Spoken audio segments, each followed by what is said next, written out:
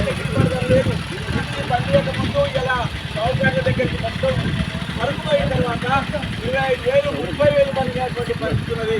మనం అదే 30,000 వస్తాయి కదా, మనం బాగుపడతాం. ఎక్కడైనా 20 క్వింటాలు పండినా కూడా మన కష్టాలన్నీ పోతాయని చెప్పి మనం చేసుకుంటే దానికి ఉబ్బరోగం వస్తుంది, నల్లి రోగం వస్తుంది. ఆ రోగాలకు లక్షల రూపాయలు ఖర్చు పెట్టినా కూడా ఆ రోగాలు నయమైతే పూజలకు రోగాలకు డబ్బులకు అన్ని మనం ఖర్చు పెడితే ఎకరాల 2 లక్షల 3 లక్షల రూపాయలు ఖర్చు అవుతున్నాయి.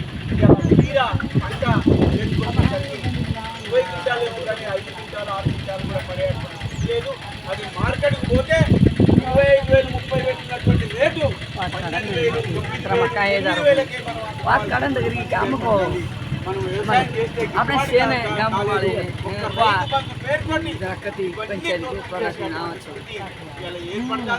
ఇలా 2,016 రూపాయలు ఇస్తామని చెప్పాడు. ఇస్తామన్నాడు, ఆశ్రయిస్తామని చెప్పాడు. మనం పండించిన పంటకు 17,000 నుంచి 22,000 వరకే, 17,000 నుంచి 22,000 వరకే మన పంటలు కొంటారు. కానీ ఇలా మనం ముఖ్యంగా 70 రూపాయలు తక్కువ.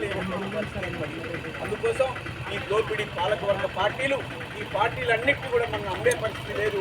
అందుకోసం పోరాడేటువంటి పార్టీ, ప్రజలకు అండగా ఉండేటువంటి పార్టీ, ప్రజలకు ఎప్పటికీ తనలో నాలుకలగా ఉండేటువంటి ఎంఎల్ పార్టీకి ఓటేయాల్సినటువంటి అవసరం ఉన్నది.